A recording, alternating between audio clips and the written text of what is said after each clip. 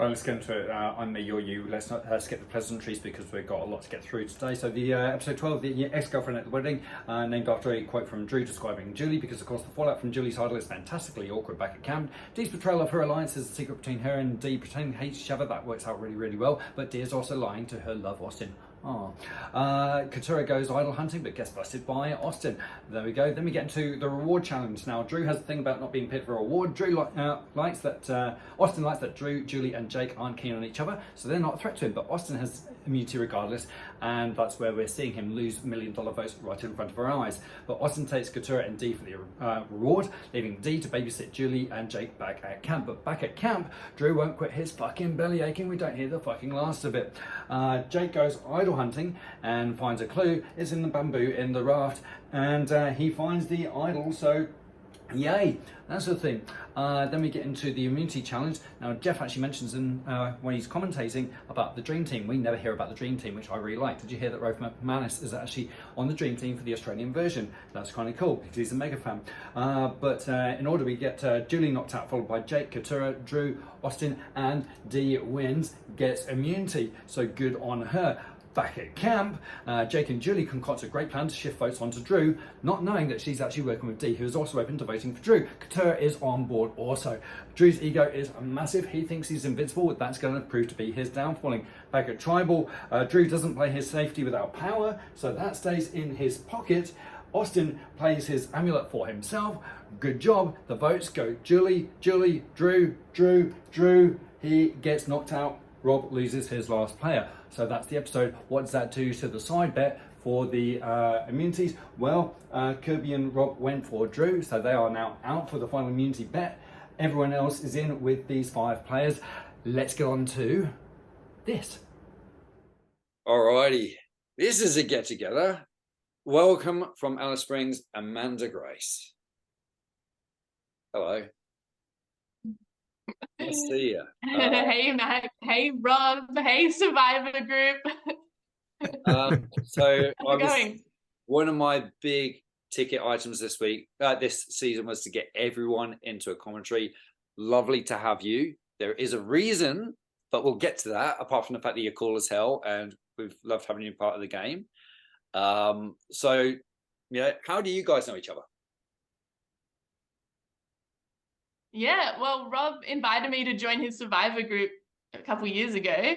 Rob and I met when we were living in the northern Thailand town called Chiang Mai. That was like 10 years ago. So Rob and I go back about 10 years, although we've only seen each other once since then. I used to live in Melbourne. We went out for dumplings and we still were talking about Survivor, so here we are. Love it. Well, love having part of the game, and you've had a couple of interesting twists. You've got a little bit of money in the bank as well. So let's. We got a lot to get through today. No, I feel like I don't do very well. Hey, I'm running the game, and I've got no money in the bank, and I've got no players left. So anyway, we got a lot to get through. Thoughts of the season so far? Thoughts of the season so far? A bit of an underwhelming season in my opinion. However, it could still come out with a good winner, which always maketh the season for me, make it satisfying. At the moment, she seems like she's been the one who's always kind of known what's going on, and everyone's been coming to her to be her alliance. So I feel like she's kind of had her finger on the pulse maybe a bit more than anyone else. That would make it a satisfying win for me, or a satisfying season. And I picked her, so that actually would be really cool too. Oh no, I didn't. I picked Julie. Never mind. I don't know why everyone's hating on the romance. People hated on it the other season as well with Franny and what's his name. I'm down for a showmance. I think it adds it adds some flair and some flavor. I'm here for it. Showmance works when What about you?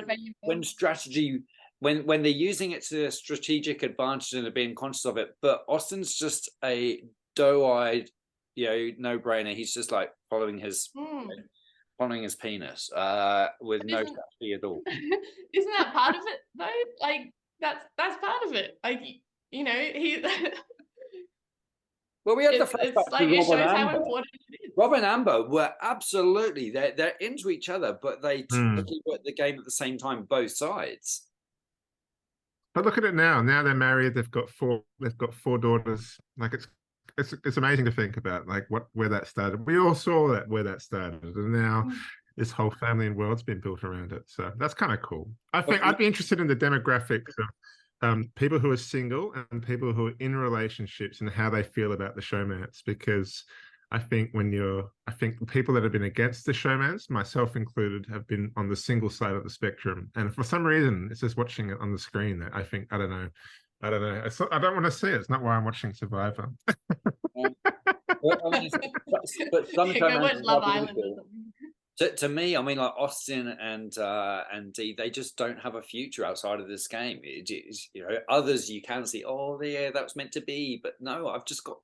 It doesn't seem right to me. Well, Dee can do better. I guess we'll see if they have a future this week, because Austin, Dee didn't tell Austin what was going on, and Austin's now realised, and now it's going to be the test. But for me, in the Survivor in the 40s, for me there seems to be a bit of a routine of it takes until merge for me to give a shit about the actual season as much, and this season more than any of the recent ones. But yeah, it's like, come on, and then merge happens. Like, okay, this is getting good. I think this has been the difference this season is that it has been a pretty casual season. And I think the Kelly exit was the one that tells you that the most, because they were all just like, oh, we're all just going to vote this person. All 9 of us are all in agreement, and this is going to be really easy. And they just were literally not anticipating someone would actually pull a move. And I think there's been a few casual players, and I think Dee's been the one who's just been controlling the game ever since. And Dee would normally be the one that would be gone 5 or 4, because they would all go, we can't take Dee to the end, we can't take Dee to the end. But this time, maybe Dee will actually maybe the player that has actually dominated the game might actually go through, because Julie seems to be 100% aligned to Dee, because she saved her, and they've been together the whole time. And Austin's Austin's in love. So I'm wondering if she might actually, for the first time in a while, we might actually get a winner who's been the dominant player the whole way through, which would be kind of a nice change. Yeah, right. And I think I'm not into the fire making challenge at 4. It really throws off the rest of the game a bit. So it just makes it so unpredictable. You can't it's just no way of knowing who's going to be in the final 3, really. I mean, which is, I don't know, that's kind of how I feel about the last few seasons. I don't like so many random twists and turns. All right, so with all that in mind, there is a very big reason why we've got the two of you two together. There's also, I've made comments about how there's $40 that's not been accounted for so far this season. And that is because way back before we even saw episode 1, Amanda. Yeah, imagine my surprise when this appeared in my inbox. Congratulations. By picking Bruce, you have found the Medivac Alliance advantage and could win up to $40. Now all players have picked their castaways. You must choose one with whom to form a secret alliance and show them this advantage.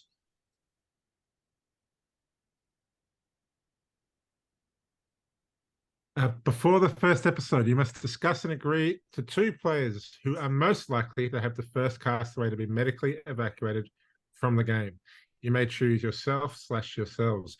These 2 players and their 4 castaways must be disclosed to Mac before the 27th of September, when and if the first player is medically evacuated from the game. Regardless of whether you picked correctly or not, you will both be invited to a secret tribal Zoom to make one final decision. Okay, so that was very interesting. How, for a start, how did you come to pick for Rob for your alliance, Amanda? Yes, it was a pretty simple reasoning there. Rob was the only person I know in this group, so that was the reason why. So talk us through that advantage and the decision that you made.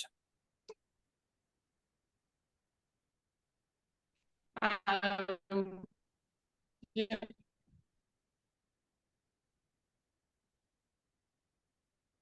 Rob? Oh, sorry. Advantage with Rob, I said, let's each separately think of our own contestants and then sort of say it at the same time. So we didn't bias each other. And we both picked Kirby, so Brando and Sifu. And then I also wanted Rob's contestants of Sean and Drew. Whereas Rob, I think you wanted someone else at the start, but I can't remember who.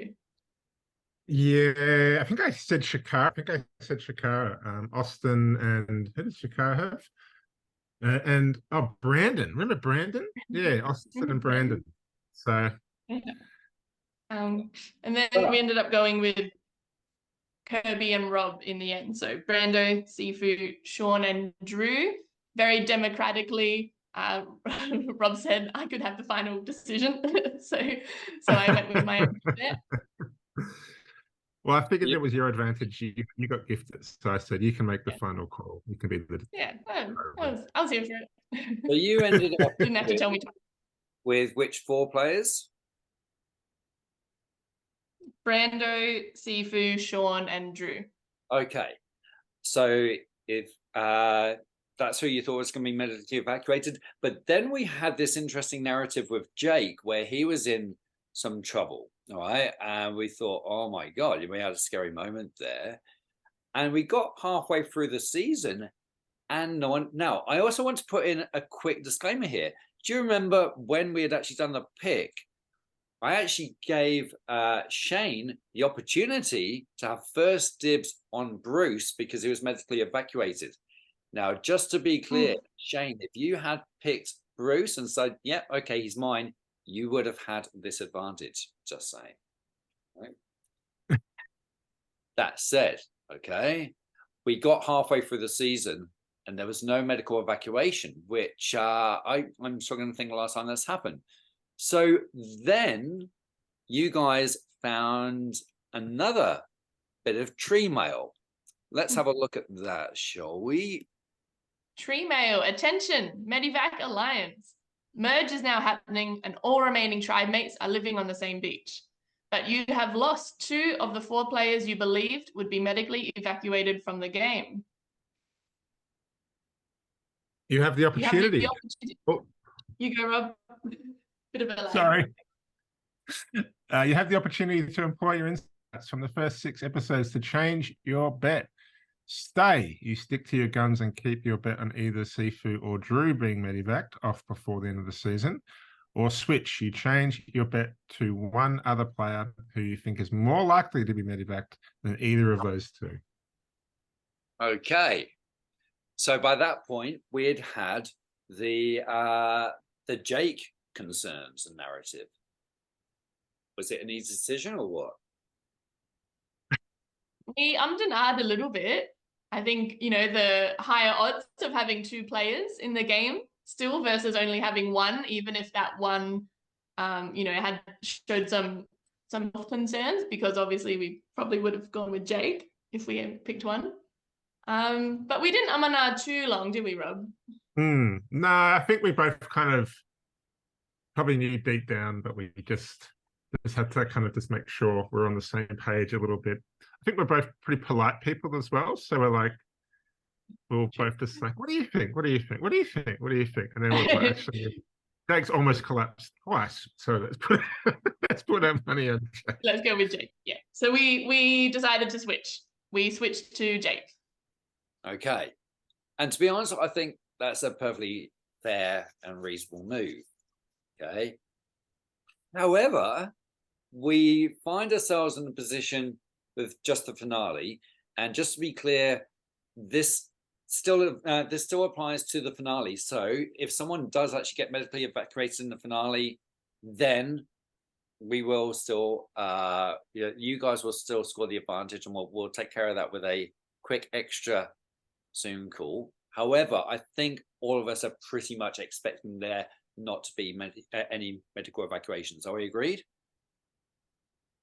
All right. So Yeah. I'd like to explain. It would be pretty amazing if it was this full circle for Jake's story, because Jake's now starting to emerge as a bit of a aggressive player, and he's like, the numbers have dwindled. Maybe he's got a little bit more power, and it would be hilarious if he's finally getting a little bit more purchase into the game, and then maybe he gets medevaced again.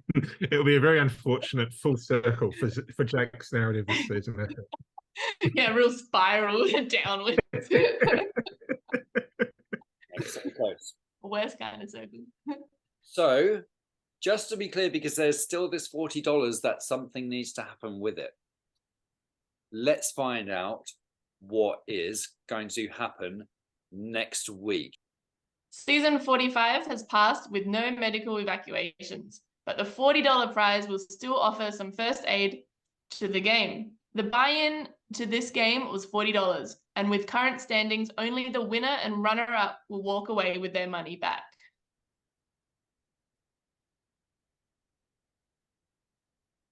After the finale, the remaining 7 players have a chance to draw rocks to win part or all of their buy-in back. A wheel of Jeff will be spun to decide who draws a rock. The first player to draw a blue rock will get a top-up of their prize money from the Medivac Alliance to give them their $40 back. If there is money left from that top-up, the player who draws the final blue rock will receive the remainder. Yay. So, that's what's going to happen to the final $40. Just to show you what that will actually look like, let's get rid of that. These are the wheels that we will be using. So first off, we will spin the wheel of Jeff with the 7 players who haven't come in first or second, right? Who haven't won their money back. And that player will get to spin to draw a rock. And if that player picks the blue rock, then if let's just say, so Amanda, you've got like, what, $20 in the bank at the moment? Yeah. So for example, if it's you, then you'll get $20 to top you up to win your money back. And then we will spin again to find out who gets the remainder of the $40 remaining.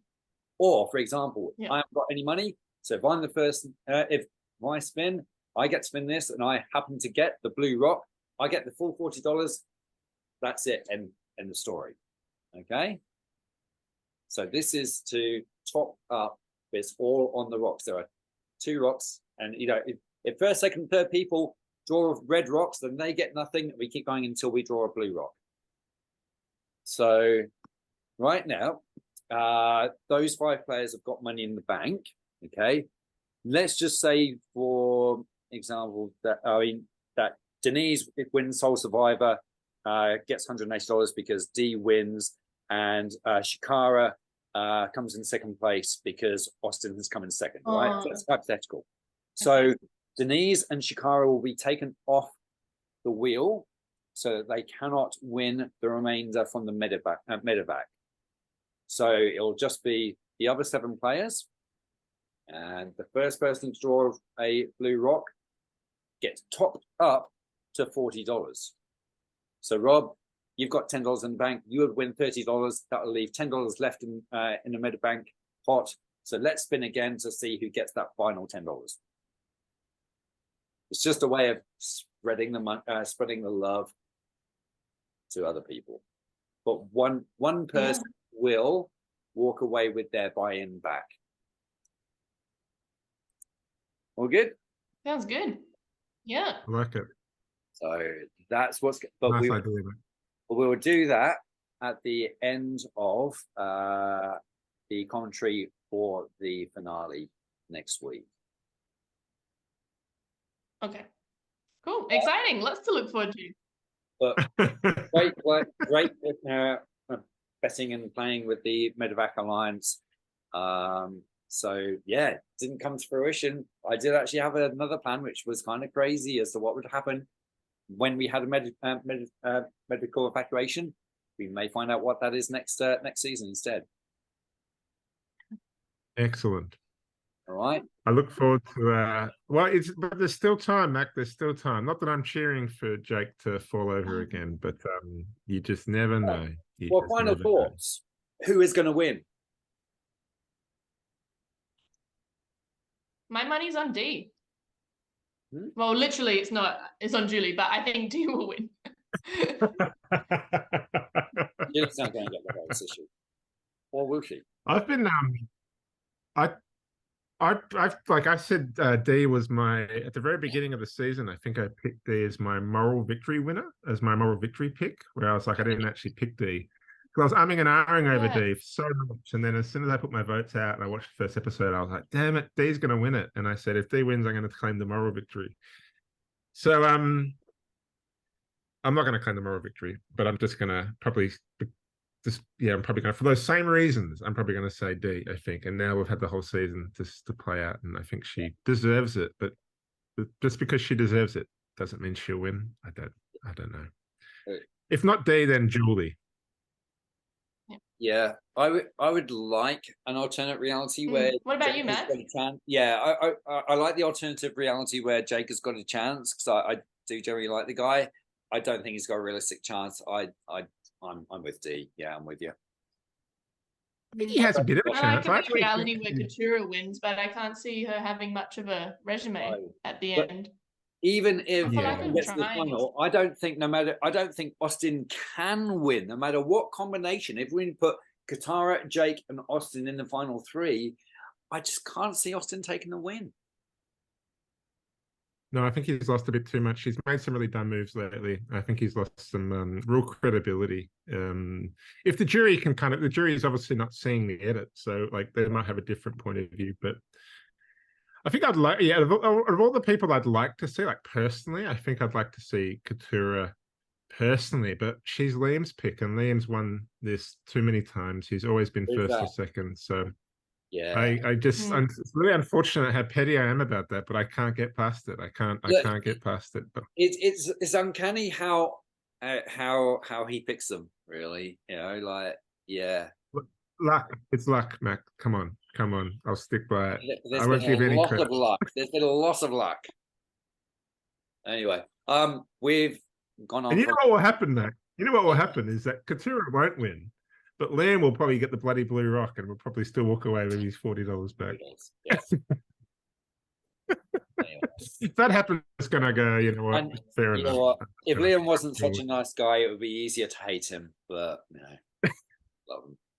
That's almost why it's so fun, trash talking, though. Just so everyone's aware, that's why I trash talk Liam, is because, he's a good friend. And you're allowed to trash talk your good friends. That's how it works. Love you, Liam. I hope. Even though you're dying of the lurgy right now. All right. Let's just wrap it up. Thank you guys very much. See you next week for an amazing finale. Amanda, love having you all the way from Alice Springs. Thank you. Rob might even see you in person for the finale. Yes, we've got to. Yeah, you might do. See you later, everybody. Thanks, Matt. Bye.